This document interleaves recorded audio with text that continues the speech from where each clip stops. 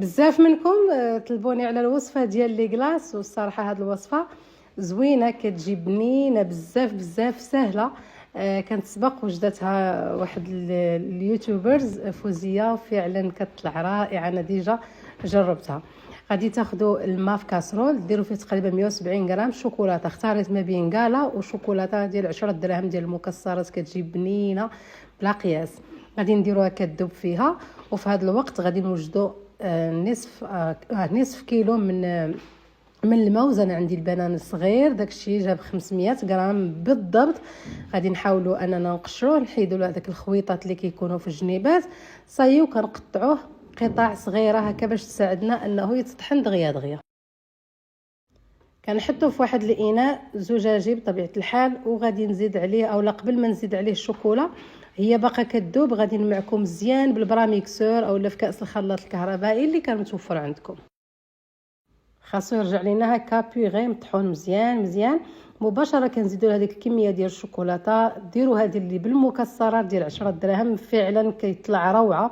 ما ديروش غير كالا، ما كيجيش بها بنين. غادي نزيد عليه علبه من الياغورت، وهذا كاضافه اللي كتخليه كريمي اكثر مع هذاك الموز، وكنعزوا النكهه ديال الشوكولاته باش كيجي بنين.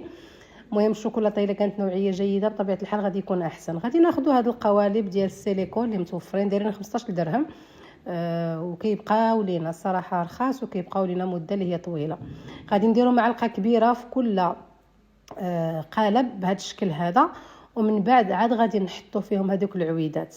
المهم هنايا انا غادي تضحكوا عليا شويه. سبحان الله، الانسان شي مرات كيستغبى اولا كيتغابى ولا كيخدم بالعقل. غادي تشوفوا معايا علاش. غادي نجيب هاد العويدات، كندخل هذاك العود وكنعمر القالب مزيان حتى كديروا في الاولى غير معلقه، ديروا القالب عاد وكديروا هكا باش فاش كتجيو تعطوه لوليداتكم اولا تاكلوه ما كيتهرسش حتى كيساليو الكلاص كامل بحال ديال الزنقه. صافي غادي نغرس هذوك العويدات كاملين.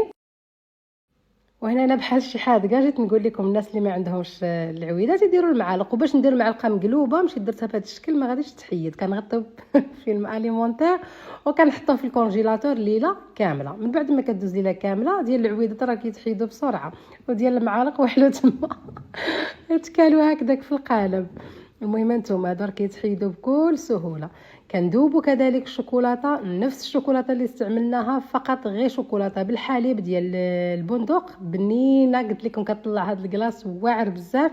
كنحتاجوا هنايا وحده علبه اولا هذيك، المهم الباكيت كامله ديال 10 ديال الدراهم، كتكون بالمكسرات. ما محتاجينش نديروا فيها شي مكسرات. كننزلوا فيها الاخر الكلاص ديالنا اللي كيكون جامد دغيا دغيا، راه كتنشف فيه. غير حاولوا ما تخليوش الكلاص هكا بالطول باش ما كيهودش منه هذاك المكسرات كلها.